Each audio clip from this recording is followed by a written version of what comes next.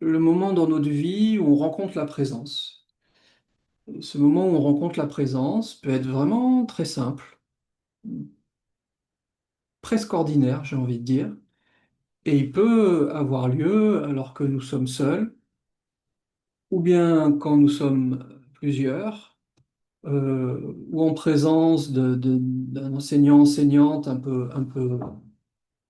mature, un peu fort, hein, qui peut transmettre cette présence. Et c'est vraiment important de reconnaître cette expérience, cet état, hein, de présence, parce qu'ensuite, ça va devenir, comment dire, la base sur laquelle on va pratiquer. Euh, la présence, c'est un espace dans lequel on ne ressent plus de manque, un espace dans lequel euh, il n'y a pas besoin que le moment présent soit différent. Pas besoin de rajouter quelque chose, pas besoin d'enlever quelque chose. Et nous avons à ce moment-là ce sentiment de complétude. Et donc, complétude veut dire aussi pas de manque éprouvé au moment M. C'est pas juste quand on a bien mangé, ou que on a fait un câlin avec son chéri ou sa chérie, ou que notre équipe de foot préférée a gagné. C'est pas ce genre de complétude-là. Hein. C'est pas une complétude liée à une circonstance. C'est quelque chose, bonsoir Grégory, c'est quelque chose de très intrinsèque qui fait que, j'ai envie de dire, quelle que soit la circonstance, nous ressentons qu'il y a quelque chose en nous qui est présent et qui n'est pas nous, qui n'est pas le discours intérieur, qui n'est pas une simple sensation de plaisir, mais c'est comme une ouverture à l'intérieur où souvent il y a en même temps le silence, quelque chose qui s'ouvre et qui nous relie à l'environnement d'une façon très, très douce et qui fait aussi que nous éprouvons souvent un sentiment d'éternité ou d'être en dehors du temps.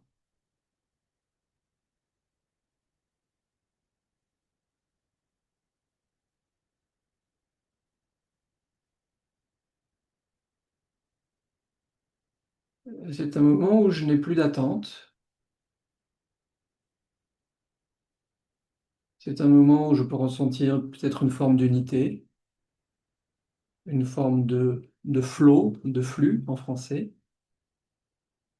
quelque chose de présent, de souple et en même temps de bien réveillé, j'ai envie de dire.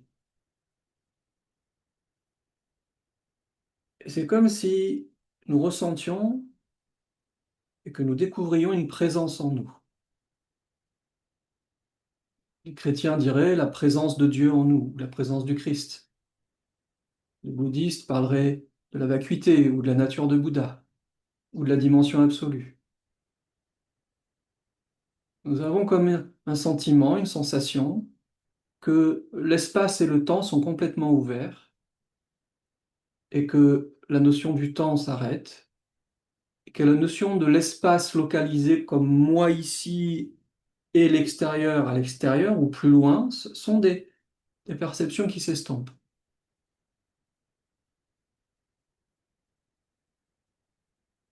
Et c'est comme si pendant un temps, notre mouvement naturel intérieur à penser à nous-mêmes, au futur, au passé, ou à penser la vie, ou à créer des problèmes avec le présent, ça s'efface. Et souvent, moi, je parle d'ouverture. Il y a cette ouverture. Je me sens connecté. Il y a des gens qui vont parler d'alignement, d'ouverture, de reconnexion, pas d'éveil de la conscience, parce qu'à ce moment-là, il y a comme un moment de, tiens, à la fois, je ne suis plus là tant que moi, en tant que penseur, acteur, mais la vie continue. La vie est là, moi je suis plus là, mais la vie est là. Et Toutes les personnes qui vivent, même ça, pendant une seconde, une fraction de seconde, il y a un sentiment de je suis à la maison. C'est là. Et bien sûr, c'est dans le moment présent.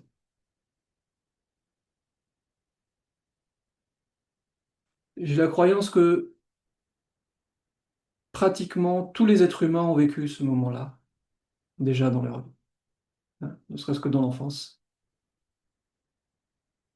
Pour dire ô combien c'est naturel, mais nous avons besoin de le reconnaître consciemment, de comprendre que ça, c'est l'esprit d'éveil, que ça, c'est la présence.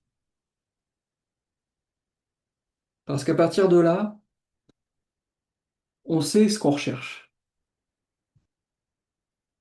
On a eu un aperçu d'éveil et ça laisse un goût, ça laisse une sensation, une atmosphère, une énergie, quelque chose qui fait que lorsque nous allons le regoûter, nous allons de nouveau pouvoir l'identifier. Ah, je suis dans le présent, c'est ouvert, j'ai pas de problème psychologique, j'ai pas de manque affectif, j'ai pas de doute, j'ai pas de peur, j'ai pas de désir, sentiment de complétude. Vous avez tous les symptômes.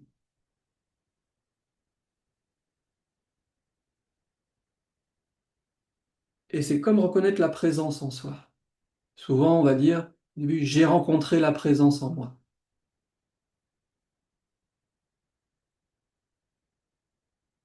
Et ça peut être souvent comme une forme de révélation. Ah, je sens cette paix en moi. Je sens cette plénitude. Je sens cet espace grand ouvert à l'intérieur, à l'extérieur aussi, mais déjà à l'intérieur. Et cet espace est tranquille.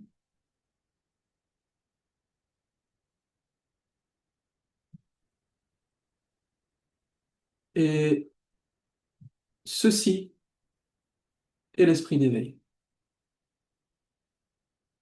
Ceci est le point d'arrivée et le moyen pour arriver à un moment où nous serons toujours dans cette forme d'ouverture.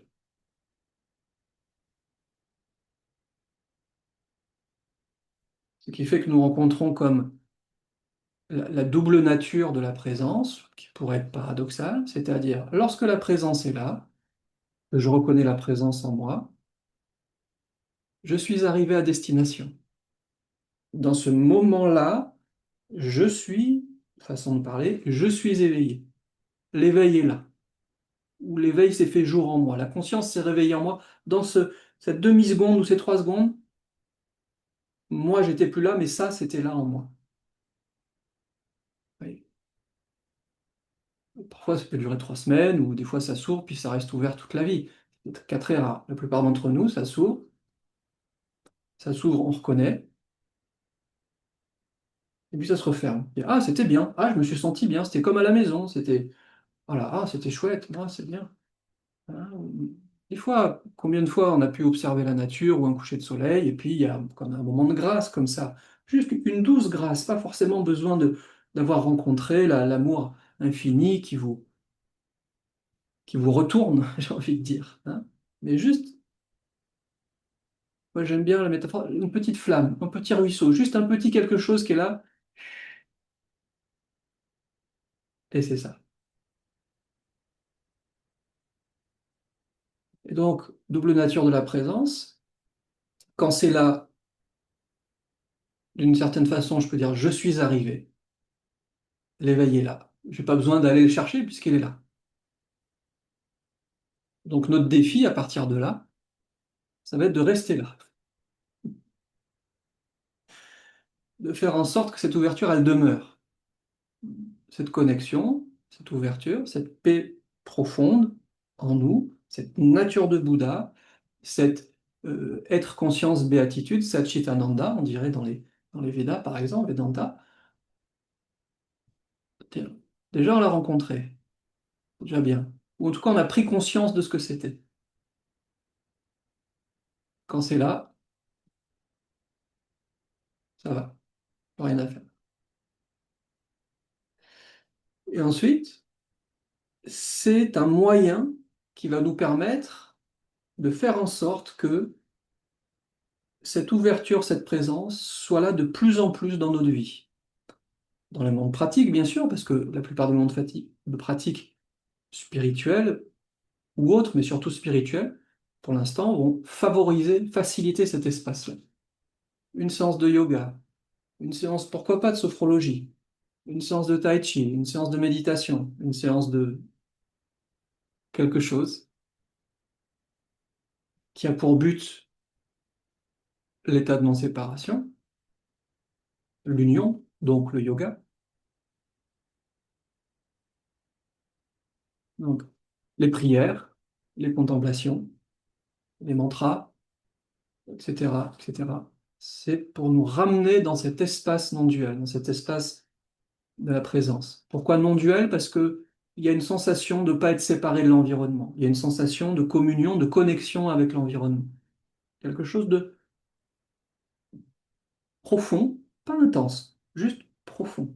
L'espace qui est à l'intérieur est le même espace qui est à l'extérieur. Il y a une seule conscience qui embrasse l'intérieur et l'extérieur. On reprend Krishnamurti, mais qui l'a repris d'autres. L'observateur et l'observé sont un. Il y a deux et un en même temps. C'est une sensation. Et donc nous allons suivre ça. Cette présence va devenir notre lumière, notre guide.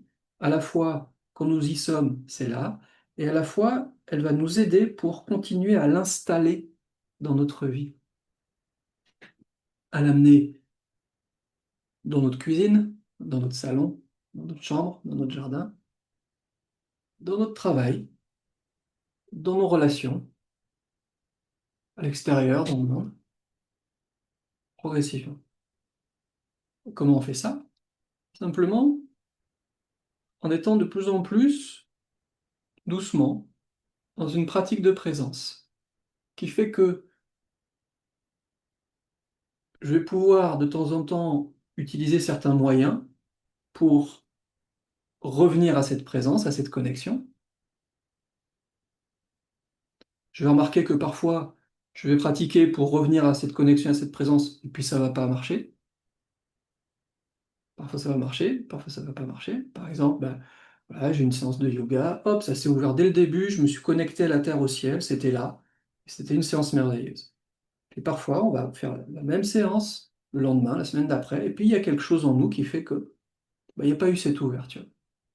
Méditation, pareil. Il y a des moments, la méditation, pouf, c'est tout facile, tout ouvert, on est content.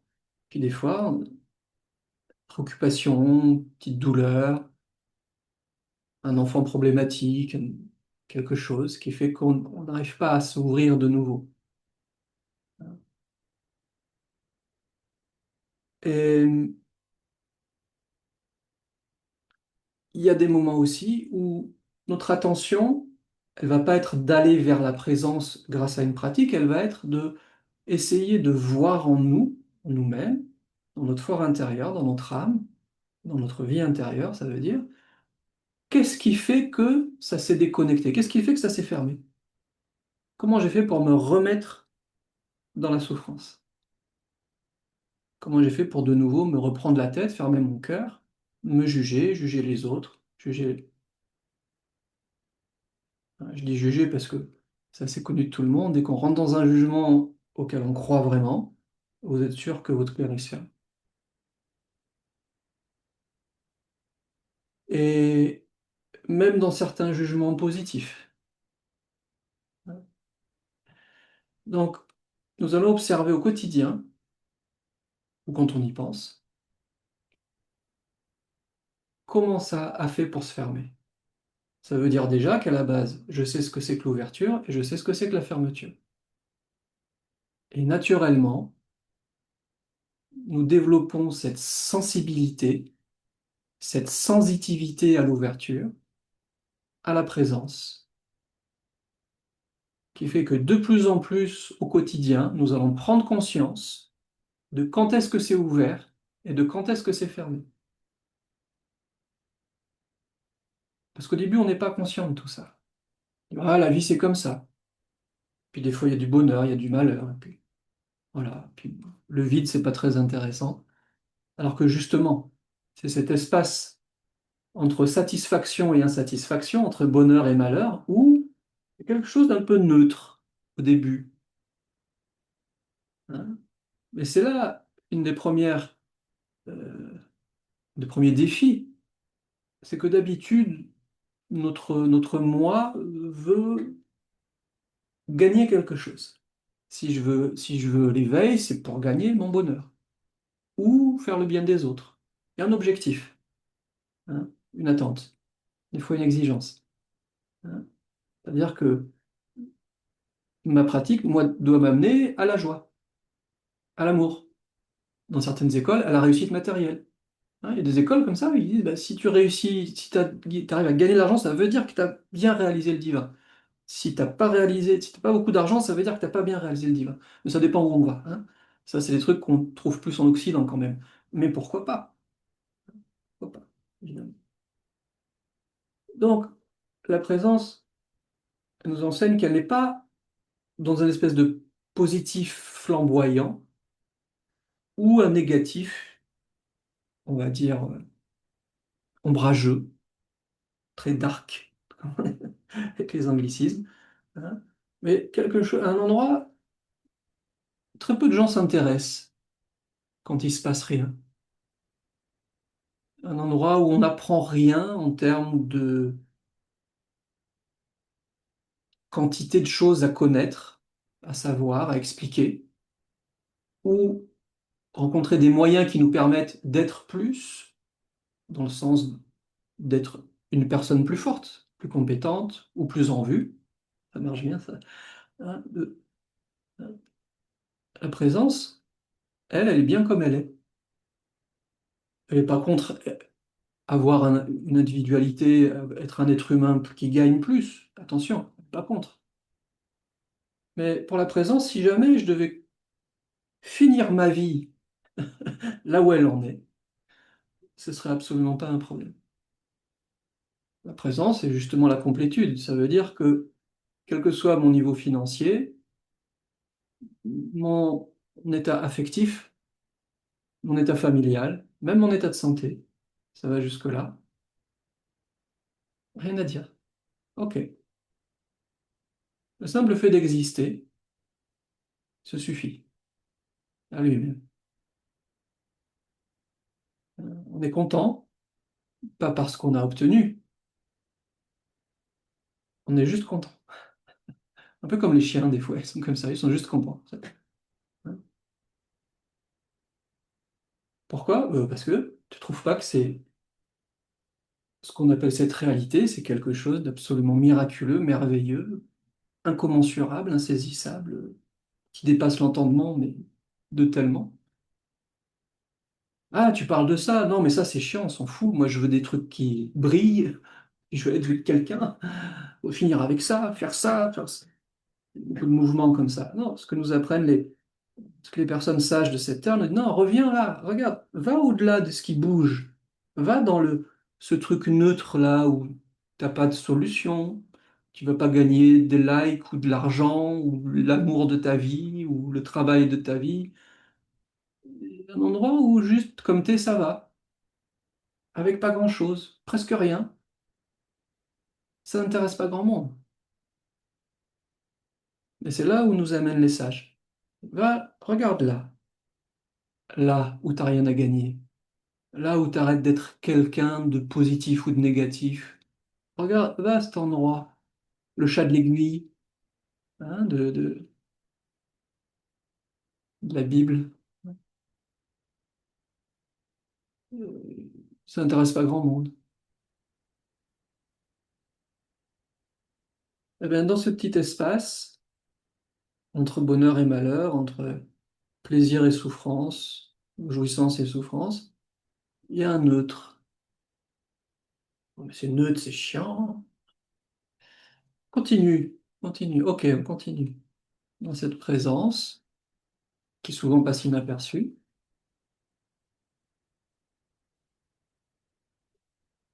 reste encore avec ça. Reste encore avec la présence. Laisse cette présence en toi grandir. Bien sûr, c'est pas toujours évident parce que moi, je vais partir dans mes histoires, où je vais me lever de ma chaise pour dire, bon, bah, c'est bien gentil, mais il faut que je gagne de l'argent, hein, etc. C'est pas comme ça que je vais rencontrer l'amour de ma vie. C'est pas comme ça que je vais. Oui, peut-être, on verra. Mais pour l'instant, sois juste avec toi-même, avec cette présence en toi. Parce que je te préviens, cette présence en toi va devenir la relation numéro un dans ta vie. Même avant tes parents, même avant ton couple, même avant tes enfants et même avant toi-même. Je vais finir tout seul. Tu es déjà tout seul, c'est pas la peine d'essayer de le devenir plus. Tu veux naître et mourir seul dans l'expérience intrinsèque. Être entouré des personnes qu'on aime quand on décède ou à la naissance, c'est formidable. Et je le souhaite à tout le monde. Mais je parle de l'existence. La réalité de l'être humain, c'est que là, aujourd'hui, je suis dans ma peau, je serai jamais dans votre peau. Vous serez jamais dans la mienne. Quand vous allez mourir, c'est vous qui allez mourir, c'est pas moi. Quand moi je vais mourir, c'est moi qui vais mourir, c'est pas vous. Et là, cette solitude, elle est ontologique, elle est naturelle. Et donc c'est ça qu'on fuit beaucoup. Je veux pas être seul. Ok, continue d'approfondir la présence. Continue d'avancer. Ok, bon, je fais confiance, j'y vais. Hein. Allez, va pour la présence. Et puis on verra. Hein. Mais si c'est trop nul, je me barre parce que je n'ai pas que ça à foutre. Ok, allez, hop, on y va. Et progressivement, évidemment, la présence en soi va grandir. Mais elle ne va pas grandir à la vitesse où moi je veux et quand et comment je veux. Et ça m'emmerde parce que j'ai pas de contrôle là-dessus. Un petit peu quand même. La pratique, ça facilite. Ça marche. Attention, hein, quand même. Mais pas toujours. Puis il y a des événements de la vie que je ne contrôle pas, qui amènent des réactions en moi, qui vont très souvent venir comme une grosse vague comme ça va recouvrir la présence. Et puis on est submergé par l'intensité de ce qu'on vit, de ce qu'on pense. Puis la présence, c'est fini. Et ces moments-là où, si ça m'arrive et que je suis contracté, il ne faut surtout pas me parler de présence parce que j'ai besoin de tout sauf de ça. Alors qu'en fait, progressivement, je vais comprendre au fur et à mesure des années, justement, j'ai rien de besoin d'autre que de ça, de cette présence. C'est pas complètement vrai ce que je dis, mais c'est pédagogique. C'est-à-dire que, parce qu'on a, la présence, c'est toute chose. Donc au final, rien n'est exclu. Mais d'abord, ce lien avec la présence, en nous. Cette révélation, en nous, on l'appelle comme on veut, je pas de présence, qui va devenir progressivement la première relation. Et c'est la relation avec la présence en moi, au-delà de moi, la présence en moi plus profonde que mon moi. Parfois même on l'appelle le vrai moi, ou le soi, vraiment. Progressivement, cet espace intérieur va se transformer en soleil intérieur. Ou en tout cas, il y a une émanation, un mouvement, pourquoi pas une énergie, pourquoi pas une lumière, pourquoi pas un sentiment. Dans le fond, on ne sait pas ce que c'est, mais en tout cas, il y a quelque chose, plus que rien. Et c'est ce quelque chose plus que rien qui nous remplit, et qui nous fait sentir la complétude. Nous sommes nourris de l'intérieur par une énergie, on va dire, ou une présence qui nous amène la tranquillité. C'est déjà pas mal, c'est déjà énorme. La paix intérieure, c'est déjà révolutionnaire pour 90% des gens. 75, allez, soyons sympas. Mais c'est qu'on n'y trouve pas que la paix, on y trouve aussi l'amour, l'amour naturel, l'amour ontologique, l'amour qui est en nous, l'amour que les enfants, ils inventent pas et qu'ils ont pour leurs parents, même si leurs parents sont méchants, des fois. Ça s'invente pas, l'amour.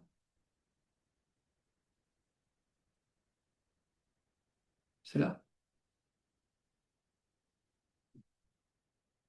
La paix non plus. C'est là. Dans ce que nous sommes, au fond, c'est le présent. C'est la paix, l'amour, mais il n'y a pas que ça. Il y a aussi une forme de créativité. infinie, potentiellement infinie, mais qui est là, qui fait qu'on peut toujours découvrir des choses, inventer des choses, exprimer des choses. Une source.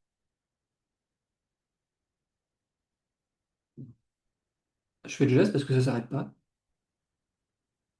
C'est une richesse, d'un certain point de vue, mais ça ne s'arrête pas là. Parce que ça va nous amener à nous ouvrir et nous reconnecter. Nous sommes reconnectés à la présence en nous. Cette présence, elle va comme déployer ses ailes, déployer ses petites branches, ses petits bras, ou ses 10 000 bras. Pourquoi pas? Pourquoi on met 10 000 bras autour d'une divinité comme ça? Ça veut dire quoi? Une omnipotence, bien sûr, mais aussi des bras qui s'ouvrent vers l'extérieur, qui vont toucher partout autour. Parce que la conscience, elle s'ouvre de façon sphérique. En haut, en bas, devant, derrière, à droite, à gauche. Hein. Les 8 directions. J'ai parlé il y a 2 ans. Hein, naturellement. Et donc cette présence qui se déploie, elle ouvre, et c'est comme si nous devenions très empathiques, sensibles, et que nous expérimentions cet espace de, comme on dit, de non-séparation, ou de communion. Communion, c'est un terme que j'aime bien aussi.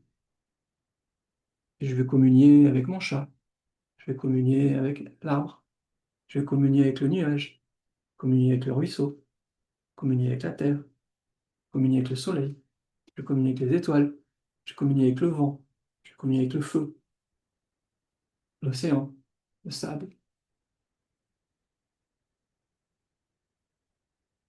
les proches, les moins proches.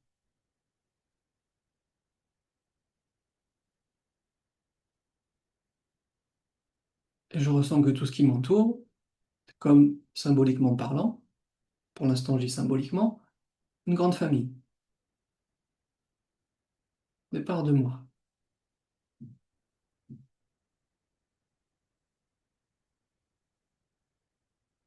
comme un grand espace qui serait ma grande maison. Vous savez, ce sentiment quand on voyage un peu d'être partout chez soi, ou de pouvoir être partout chez soi, c'est à voir avec ça. Parce que dès que vous êtes dans l'ouverture, c'est ce que vous allez ressentir. Que vous soyez dans les banlieues parisiennes, ou dans un palais en Inde, il y a des endroits qui vont faciliter, bien sûr, mais si vous, votre cœur est ouvert, où que vous soyez, c'est chez vous, d'une certaine façon, en tout cas, vous êtes quand même relié à l'environnement, et vous vivez quand même la complétude. Et je ne sais pas si vous avez remarqué, mais à chaque fois que vous avez vécu la plénitude et la complétude à un endroit, cet endroit, vous le gardez en mémoire. Vous dites, là, j'ai vécu quelque chose, et je vais y retourner, en pèlerinage. Ou en tout cas, ça me rappelle cet état d'ouverture. Parfois, c'est pas une église, parfois c'est un café, un coin de rue ou un oiseau qu'on a rencontré. Ouverture, présence, magie, sentiment de magie.